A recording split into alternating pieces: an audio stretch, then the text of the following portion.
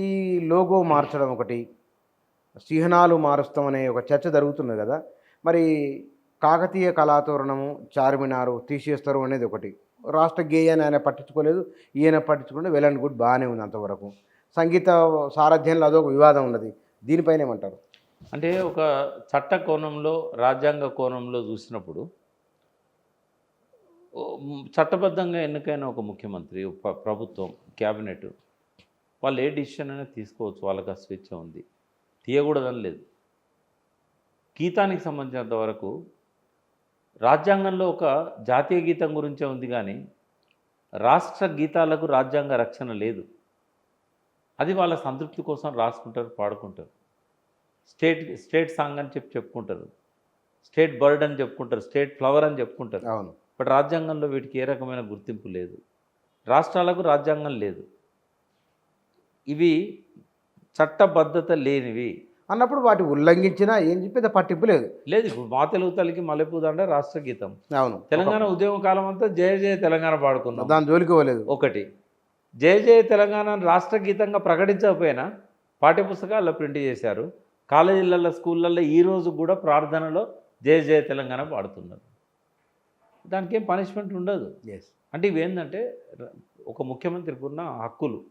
ఇంకోటి, అందులో తప్పేం లేదు. అది కాకతీయ కళాతోరణం ఉండడం అనేది ప్రభువులు వాళ్ళు ప్రభువులు అని కాదు, అది మన వారసత్వ సంపద, వారసత్వ చిహ్నాలు అవి.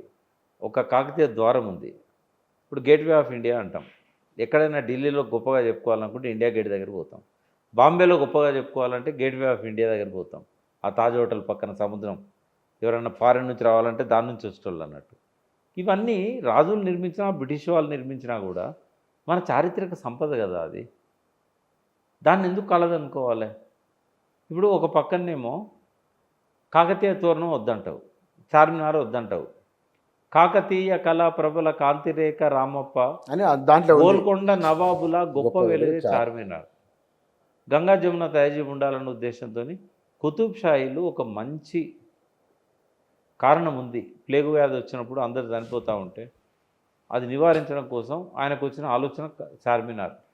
400 సంవత్సరాలుగా తెలంగాణకు ఐకాన్గా ఉన్నదాన్ని నువ్వు 5 ఏళ్ళు పరిపాలన చేస్తావు, 10 ఏళ్ళు చేస్తావు, మార్చుడు ఎందుకు? ఎస్టాబ్లిష్ అయింది కదా. నేను ఒక ఛానల్లో చెప్పిన, రేవంత్ రెడ్డి పొరపాటున ప్రధానమంత్రి పదవి ఇస్తే ఆ 4 సింహాలను తీసిపడేస్తాడని చెప్పి. అవి ఇప్పటికి కాదు కదా, అశోకుని కాలం నాటి కాదు. అశోక చక్రం తీసేస్తాడు. ఇది మ్యాప్లో ఉండేది ఏంటిది? భారతదేశ జెండాలో నీలి రంగులు 24 చక్రం, అశోక చక్రం ఉంటుంది. రేవంత్ రెడ్డి పొరపాటున ప్రధానమంత్రి అయితే ఏం చేస్తాడు? అశోక చక్రం తీస్తాడు. ఎందుకంటే ఇది రాజులది అంటాడు, ఇది ఫ్యూడల్ చిహ్నం అంటాడు. ఈ 4 సింహాలను కూడా తీసిపడేస్తాడు.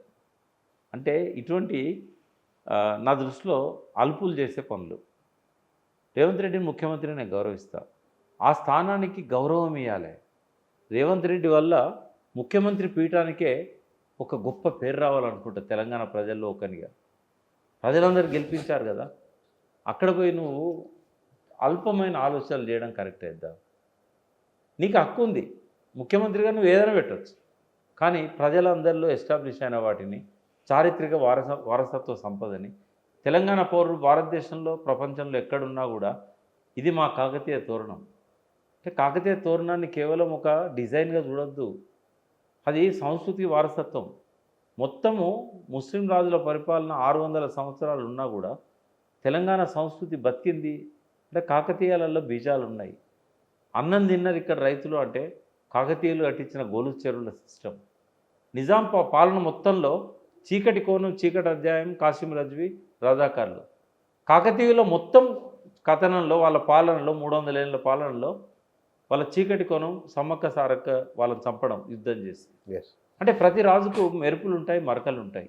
చారిత్రక వెలుగులో వారసత్వం మనది, చారిత్రక సంపద మనది. ఎందుకు గర్వపడదాం? చార్మినార్ మాది, కుతుబ్ షాహీలు మా రాజులు.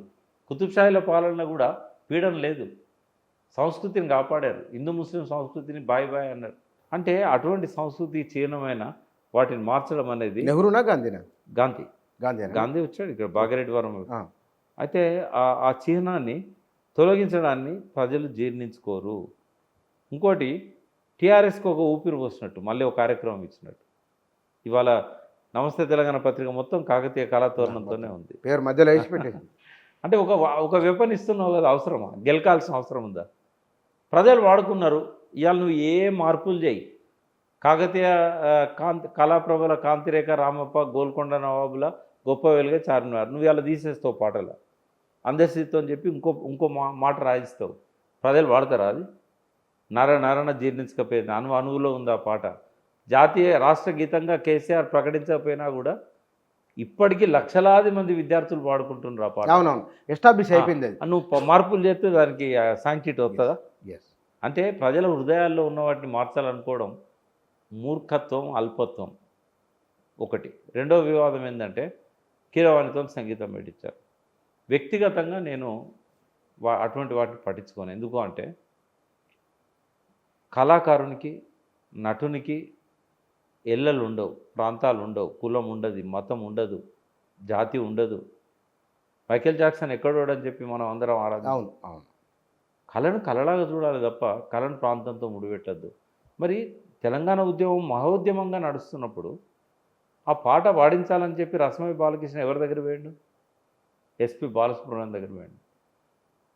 ఆయన పాడితే గొప్పగా ఉంటుంది, నోటెడ్ సింగర్ కదా, ఆయన మించిన వాడు లేడు కదా ఆ రోజుల్లో, ఇండియాలోనే లేడు కదా. ఆయన పాడాలని చెప్పి ఆయన దగ్గర తీసుకుపోయాడు. ఆయన ఏమన్నాడు? ఈ లాస్ట్ లైన్ తీసే బాలకృష్ణ అన్నాడు, స్వరాష్ట్రమై తెలంగాణ నేను తీయను అన్నాడు. నేను పాడను అన్నాడు ఆయన. నువ్వు ఆ లైన్ తీస్తే నేను పాడతా. ఎందుకంటే ఆయన సపరేటిస్ట్ కాదు, తెలంగాణను సపోర్ట్ చేయలే, కలిసి ఉండాలి తెలుగు వాళ్ళు అన్నాడు ఆయన. అందుకని ఆయన ఒప్పుకోలే. మళ్ళీ ఎవరి దగ్గర పోయాడు?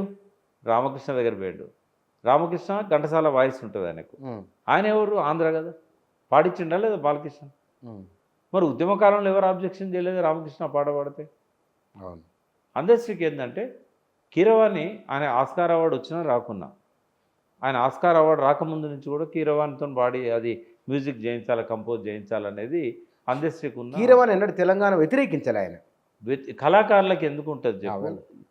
కొందరు సినిమా వాళ్ళు వ్యతిరేకించారు. 69 ఉద్యమంలో కృష్ణ నాగేశ్వరరావు 69 వేసుకున్నారు. 69 ఉద్యమంలో అది. అవునవును, మళ్ళీ వాళ్ళే జయాంధ్ర అన్నారు తెలుసా నీకు? అవును, నా దగ్గర అడ్వర్టైజ్మెంట్లు ఉన్నాయి.